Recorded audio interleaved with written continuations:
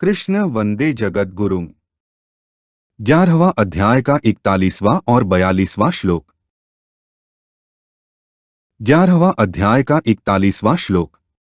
सखेति मत्वा प्रसभं यदुक्तं। हे कृष्ण, हे यादव, हे सखेति।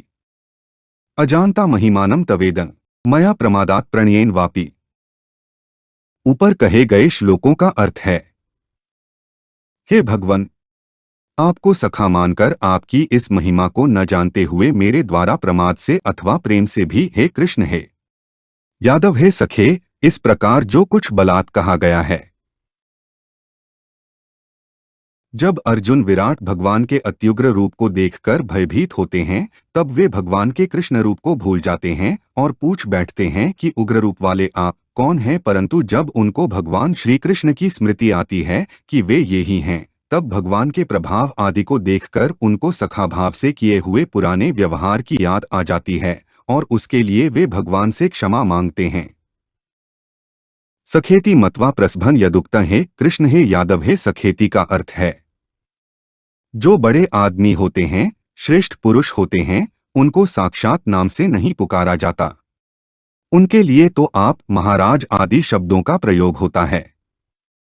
परंतु मैंने आपको कभी हे कृष्ण कह दिया, कभी हे यादव कह दिया और कभी हे सखे कह दिया। इसका कारण क्या था? अजानता महिमानम तवेदम का अर्थ है, इसका कारण यह था कि मैंने आपकी ऐसी महिमा को और स्वरूप को जाना नहीं कि आप ऐसे विलक्षण हैं। आपके किसी एक अंश में अनंत कोटि ब्रह्मांड विराजमान हैं, ऐसा मैं पहले नहीं जानता था। आपके प्रभाव की तरफ मेरी दृष्टि ही नहीं गई। मैंने कभी सोचा समझा ही नहीं कि आप कौन हैं और कैसे हैं। यद्यपि अर्जुन भगवान के स्वरूप को, महिमा को, प्रभाव को पहले भी जानते थे, तभी तो उन्होंने एक अक्षौहिणी सेना को छोड़कर निःशस्त्र भगवान को स्वीकार किया था। तथापि भगवान के शरीर के किसी एक अंश में अनंत कोटि ब्रह्मांड यथावकाश स्थित हैं। ऐसे प्रभाव को, स्वरूप को, महिमा को अर्जुन ने पहले नहीं जाना था। जब भगवान ने कृपा करके विश्वरूप दिखाया, तब उसको देखकर ही अर्जुन की दृष्टि भगवान के प्रभाव की तरफ गई और वे भगवान को कुछ जानने लगे।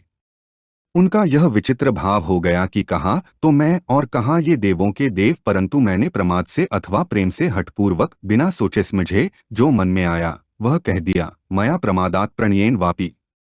बोलने में मैंने बिल्कुल ही सावधानी नहीं बरती। वास्तव में भगवान की महिमा को सर्वथा कोई जान ही नहीं सकता, क्योंकि भगवान की महिमा अनंत है। अगर वह सर्वथा जानने में आ जाएगी तो उसकी अनंतता नहीं रहेगी, वह सीमित हो जाएगी। जब भगवान की सामर्थ्य से उत्पन्न होने वाली विभूतियों का भी अंत नहीं है, तब भगवान और उनकी महिमा का अंत आ ही कैसे सकता है? अर्थात आ ही नहीं सकता।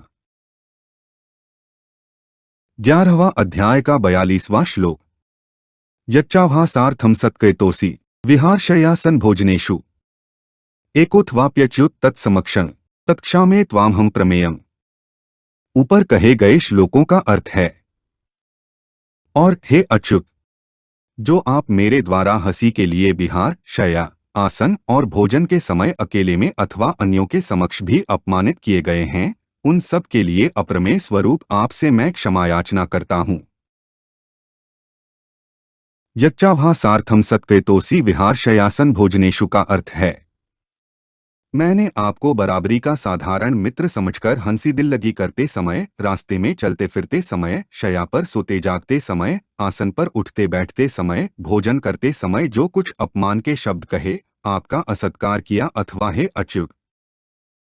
एकोऽथवाप्यच्युत तत्समक्षं तत्क्षामे त्वामहं प्रमेयम् का अर्थ है, आप अकेले थे उस समय या उन सखाओं, कुटुंबीजनों, सभ्य व्यक्तियों आदि के सामने मैंने आपका जो कुछ तिरस्कार किया है, वह सब मैं आपसे क्षमा करवाता हूँ। अर्जुन और भगवान की मित्रता का ऐसा वर्णन आता है कि जैसे दो मित्र आपस में खेलते हैं, ऐसे ही अर्जुन भगवान के साथ खेलते थे। कभी स्नान करते तो अर्जुन हाथों से भगवान के ऊपर जल फेंकते और भगवान अर्जुन के ऊपर। कभी अर्जुन भगवान के पीछे दौड़ते तो कभी भगवान अर्जुन के पीछे दौड़ते। कभी दोनों आपस में हंसते हंसाते, कभी दोनों परस्पर अपनी अपनी विशेष कलाएं दिखाते। कभी भगवान सो जाते तो अर्जुन कहते, तुम इतने फैलकर सो गए हो, क्या कोई दूसरा नहीं सोएगा? तुम अकेले ही हो क्या? कभी भगवान आसन पर बैठ जाते तो अर्जुन कहते, आसन पर तुम अकेले ही बैठोगे क्या? और किसी को बैठने दोगे कि नहीं? अकेले ही आधिपत्य जमा लिया। जरा एक तरफ तो खिसक जाओ। इस प्रकार अर्जुन भगवान के साथ बहुत ही घनिष्ठता का व्यवहार करते थे। अब अर्जुन उन बातों को याद करके कहते हैं कि हे भगवान, मैंने आपके न जाने कितने कितने तिरस्कार किए हैं। मेरे को तो सब याद भी नहीं है।